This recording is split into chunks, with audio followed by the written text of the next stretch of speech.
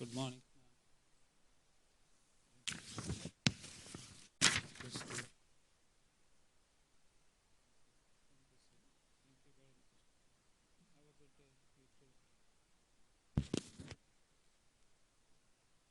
Can you guys do question number one, please? Question number one, if you haven't done it already.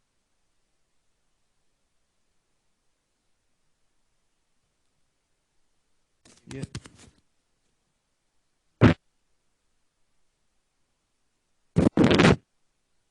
Thank you. Thank you, sir. Yeah, you're right. Yeah, no,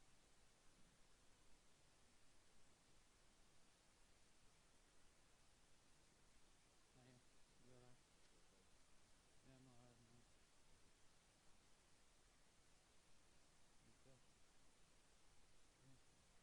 Okay. Yeah. So can you work on question one, please? So this sheet is on one sample confidence intervals, which which is something we covered before the Easter break. I don't know if you remember. If you don't remember, let me show you. Um, good morning. If you don't remember the formulas or formulae, these these are the formulas you need to remember for the. So there's one more here, but basically these are the formulas we covered before the Easter break. Um, so for certainly for question one, you will need to use one of these formulas. So the first formula is for the population mean. Confidence interval for the population mean when the population variance is known. The second is confidence interval for the population mean when the population variance is unknown. The third one is the confidence interval for population variance. And the final one, which is here, is the confidence interval for the population proportion. All right, so to do all the questions in this sheet, we need to use one of the four formulas, right? Okay. Question one, if you haven't done it already.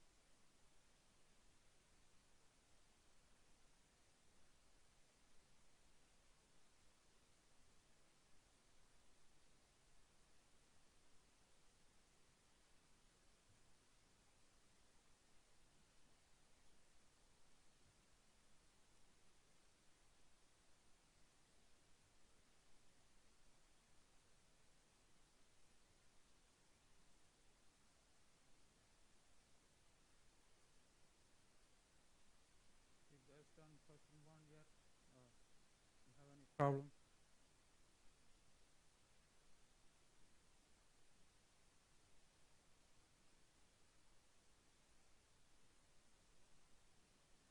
Come on, guys.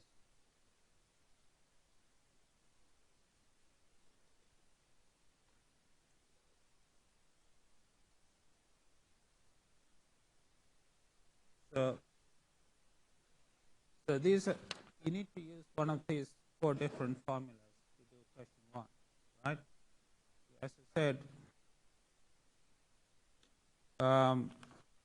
in this question, you're given a sample of 81 students, and the mean score is 74.6, and the sample standard deviation is 11.3, and you want to find the 90% confidence interval for the mean.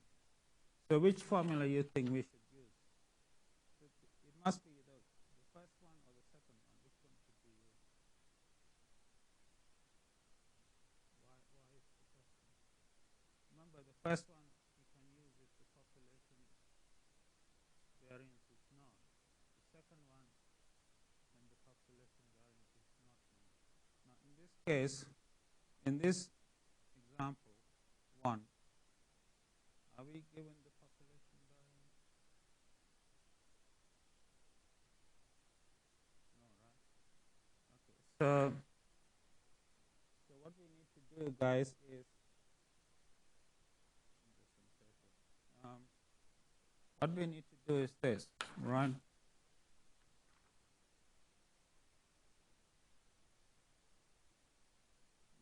This is question 1. We are told n is 81. You are told that the sample mean, which is x bar, is 74.6, and you are told that the sample standard deviation. Remember, the S is the notation for sample standard deviation, right? Which is given as 11.3, and we want to find the 90% confidence interval, which means that 100 times 1 minus alpha is equal to 90, right? Which implies that 1 minus alpha is 0.9, which implies that alpha is 0.1. Okay. Okay. Now the formula that we want to use is this one here, because the population variance is not given in the question, right? So we want to use this formula here, right? So I will write it down. It's going to be x bar plus or minus s divided by square root of n times t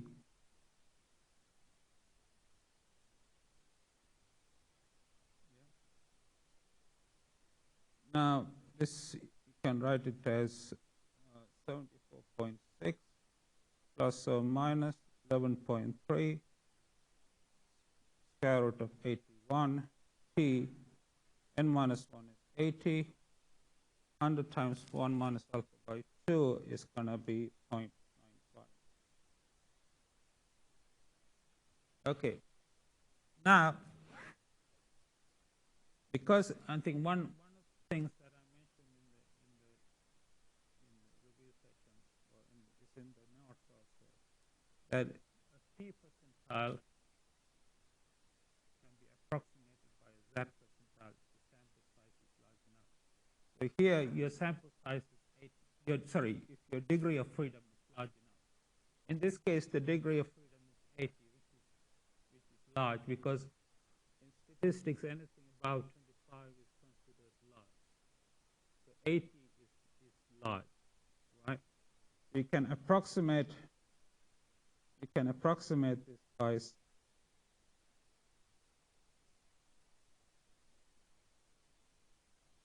using the fact that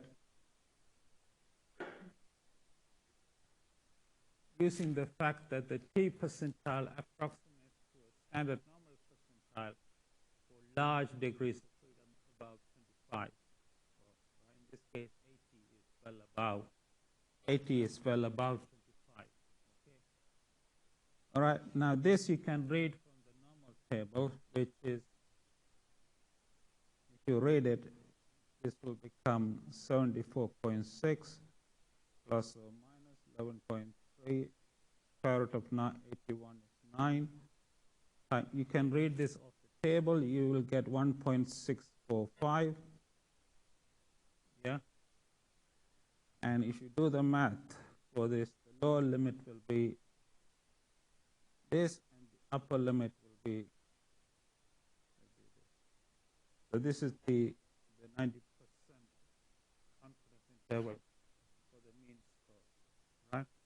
So, I mean, there's no need to use anything. You could read the T percentile of the table, but I think the degree of freedom is 80. It may not be in the table because it's too large. I don't have the table with me, but if you guys have the table with you, do you have, any of you have the table for the T? Maybe 80 is too large, but anyway, I mean, 80 is a large number, so certainly much larger than 825, which is the nominal figure. Anything about 25 you can approximate by standard normal. So certainly this one you can. Okay? You guys okay with this, or any questions? Okay, man. Can you do the next question, please? Question 2.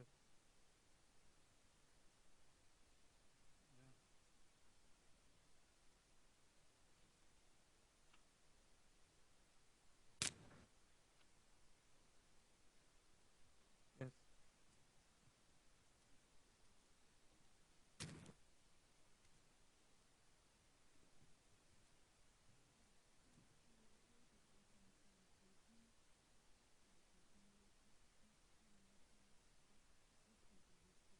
Yeah, yeah.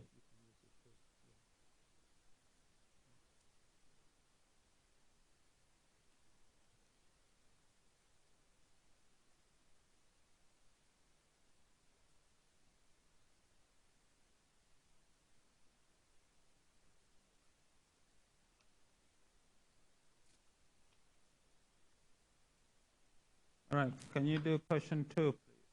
Question 2.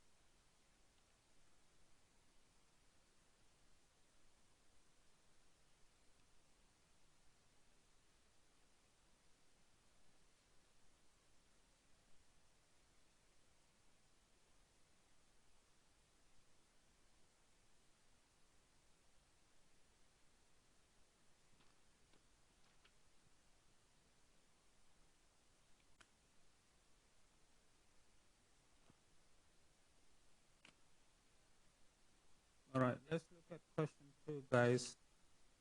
Um,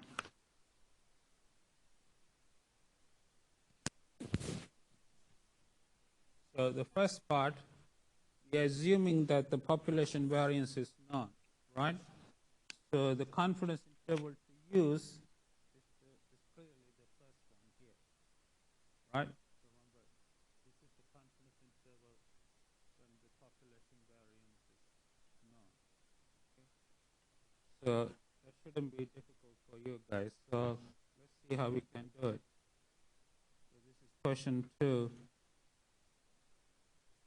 Question 2, part 1. We are given the sample size is 30, right?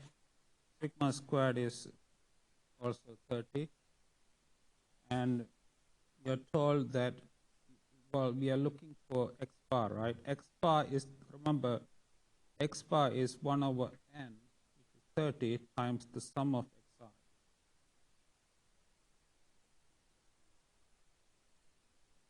Which is given to, we are told that the sum of xi is 1568.45 divided by 30. Now, if you work this out, this will be 52.2817. Right, and we want to find a 95% confidence interval, which means that 100 times 1 minus alpha is equal to 95. So this implies that 1 minus alpha is 0.95, and this implies that alpha is 0.05. Right? Now we're going to use the formula which I mentioned to you, this one here. Right? We're going to use this formula. So this is going to be, let me write it down. So it's going to be x bar plus or minus sigma by root of n, z 1 minus alpha by 2. Okay. So x bar is 52.2817 plus or minus sigma is square root of 30. N is also 30 times alpha is 0.05, so it's going to be z 0.975. Okay, guys, are you with me so far? All right, now if you read,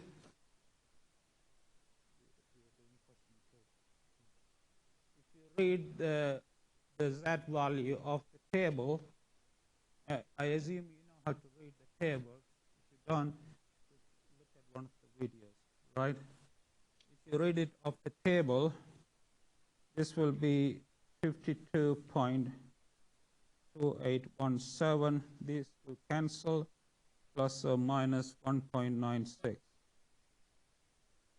Okay. So therefore, the 95% confidence interval will become 50.32 minus 54.24. All right, so this is the 95% confidence interval for the population mean. Okay. Are you with me, guys, or not? Any questions? So that's part 1 of question 2.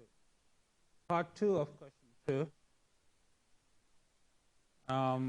Part 2 is asking you to find the confidence interval for mu and sigma squared if both are known, right? So let's see how we can do that. So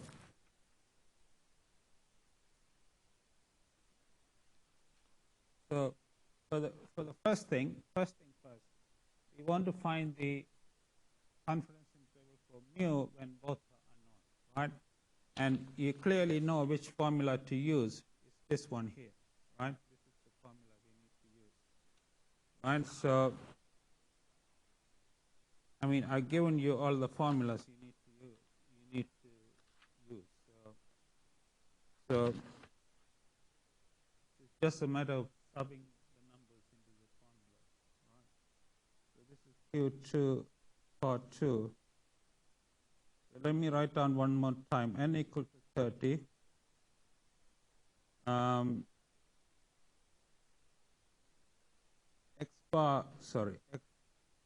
X bar is equal to, we found it earlier, right? It was 52.2817. Okay, and now we need to find S squared. S squared, remember, because now we are assuming that the population variance is not known, right? Okay, one formula that I gave you, so this is the sample variance, right? Which is different, which is not the same. Don't confuse the sample variance with the population variance. They are two different things, right? Sample variance is an estimate of the population variance, right? One formula that I gave you for the sample variance, if you look in the review sessions, right? One formula I gave you is the following.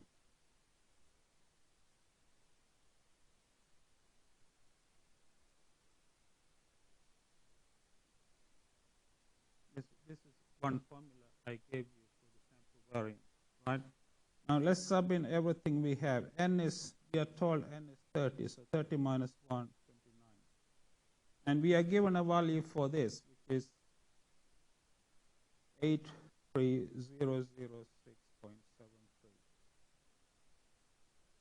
And we are told N is 30, and X bar squared, we know already, is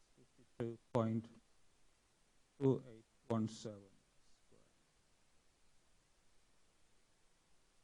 See what I'm doing now? I'm trying to compute the sample variance because we're assuming that the population variance is not known. Right? Now, if you work this out, guys, using your calculator, this is what you will get. Right? So the confidence interval, now once again, this is the confidence interval I'm going to use. So the confidence interval, which X bar plus or minus S divided by square root of N T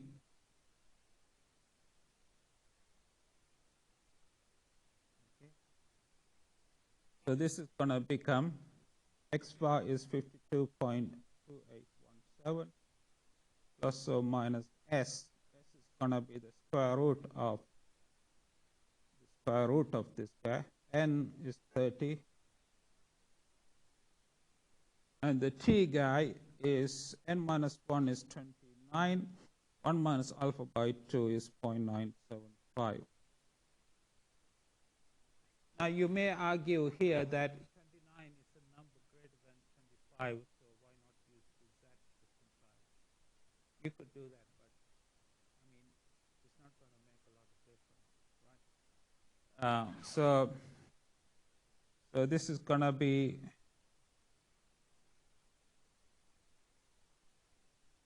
52.2817.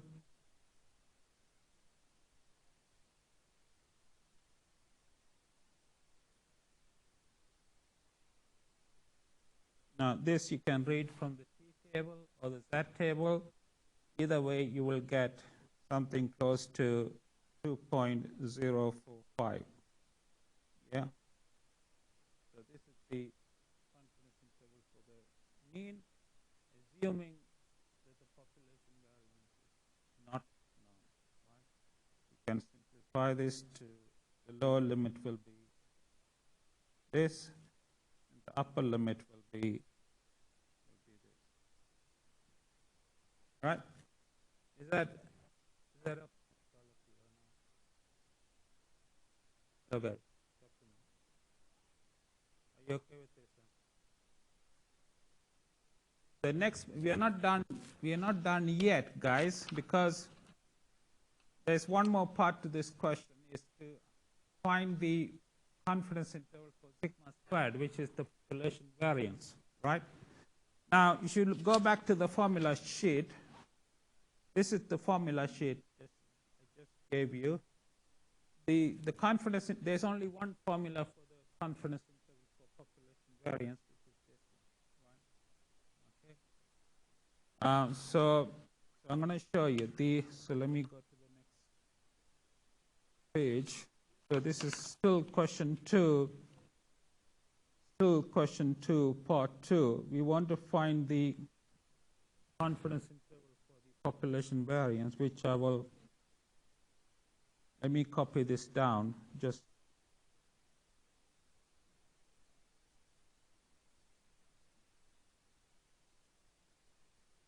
let me copy the formula that I just showed you. So this is the formula that I just showed you a second ago, right? This is the formula for the confidence interval for the population variance.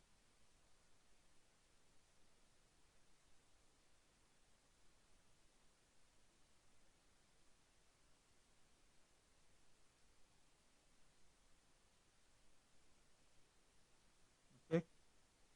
Right. Now, do you remember the definition of the sample variance? Come on, guys. Do you know how the sample variance is defined? What's the definition?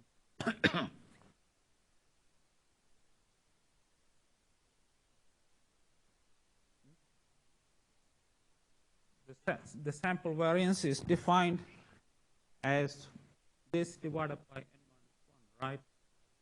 You remember that or not? If you divide this quantity here by n minus 1, you get the sample variance, right? So what you have here is basically n minus 1 s squared, right, on the top, and in the bottom you have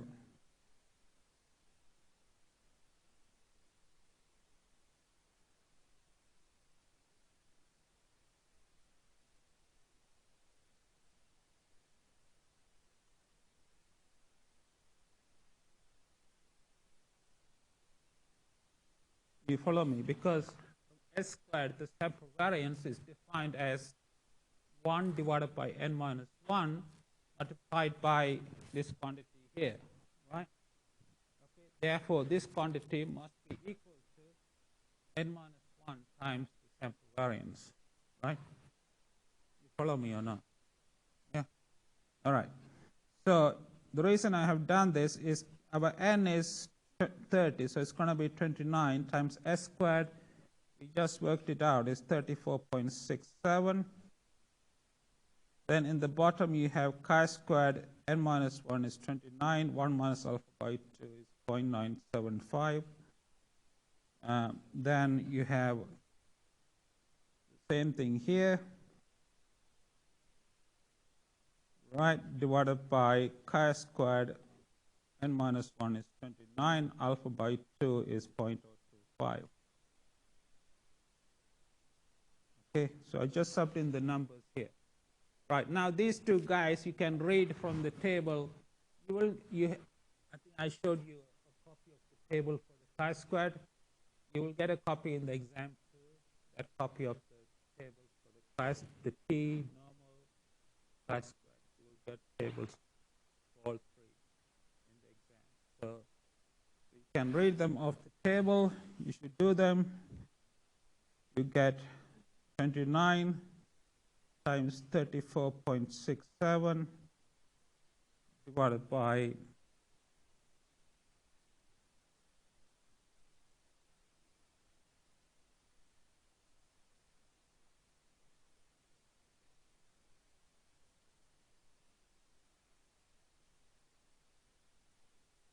you guys okay with me or not? Are you okay?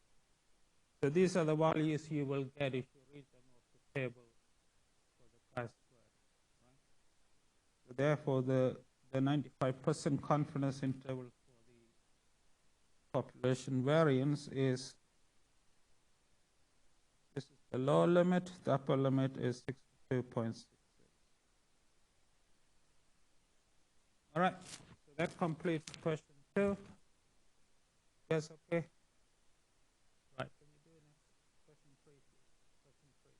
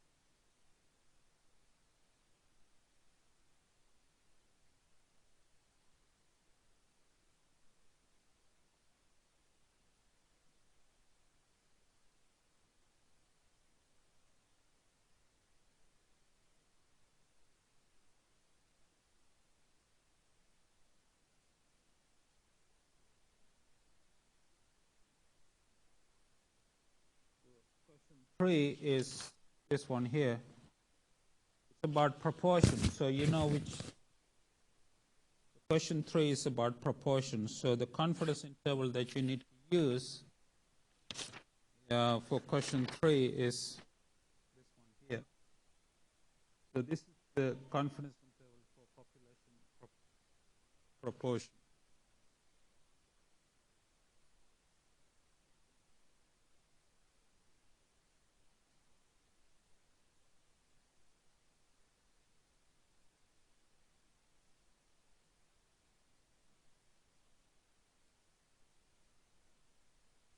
So x bar is the central mean or the central proportion.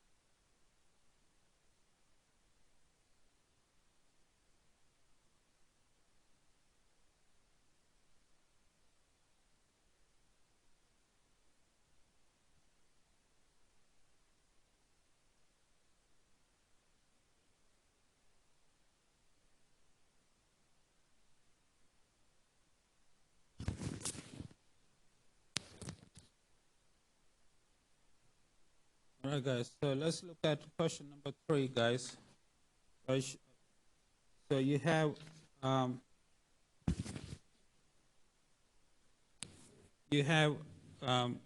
so this, as I said, is a question on population proportion. So you have question 3, n equal to 500, and 80 found to have 3 or more TVs. So the proportion, remember, x bar usually denotes the sample mean, but in this case it denotes the sample proportion, which is 80 divided by 500.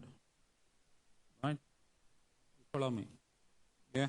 So 80 divided by 500 is your x bar. And you want to find a 90% confidence interval, so which means 100 times 1 minus alpha is 90, so your alpha is 0.1, right? So the formula to use, as I mentioned to you, is x bar plus or minus the square root of x bar divided by n times z 1 minus alpha by 2.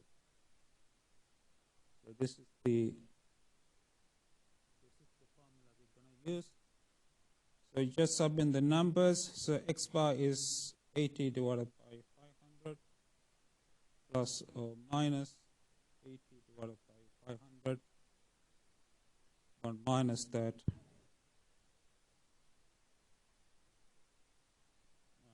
500.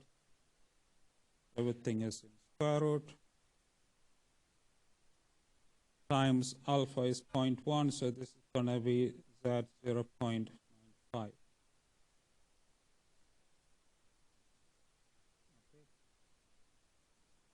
Now this simplifies to 0.16 plus or minus 0.16 times 0.84 divided by 500.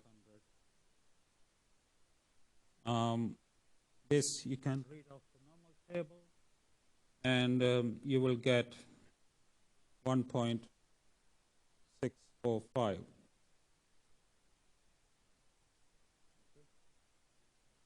All right, guys, so if you simplify this, the lower limit will be 0.133, the upper limit will be 0.187.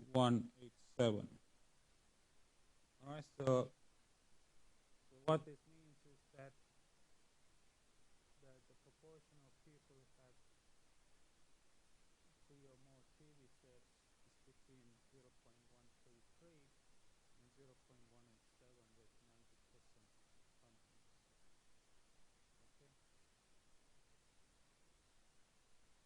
You okay? Any questions, guys, please? You okay? Can you do the next one, please? So we're done. Question 3. So can you do? So we're done with this. Can you do question 4, please?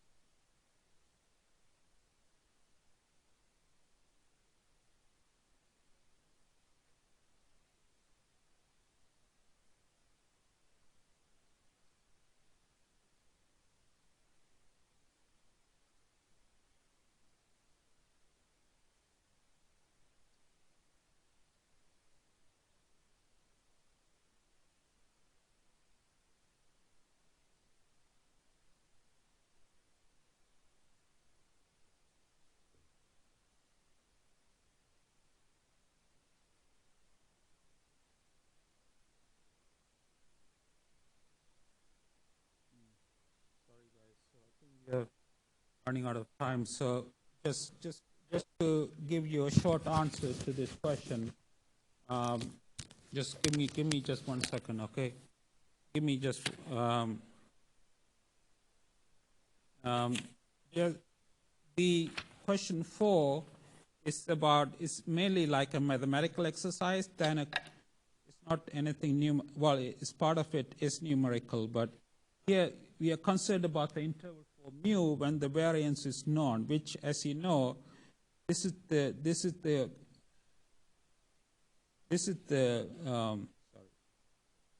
confidence interval for mu when the variance is known, and it's talking about the width, right? The width of a confidence interval is basically the upper limit minus the lower limit. So it's basically the upper limit, which is this, right? Take away the lower limit, which is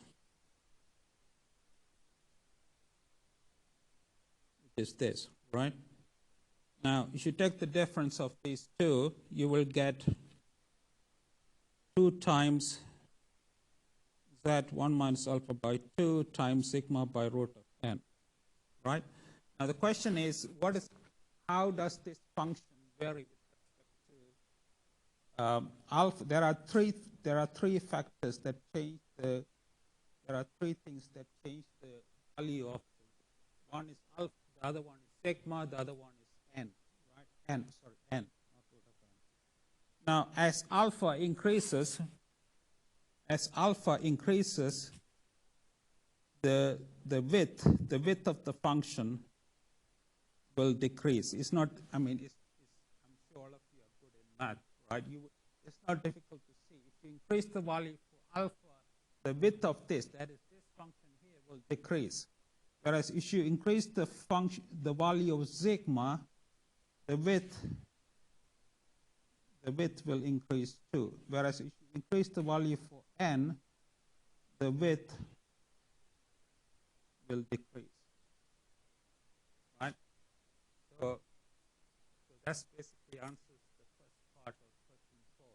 It's basically asking you how the three factors, the alpha, the sigma, and the n, how do they affect the value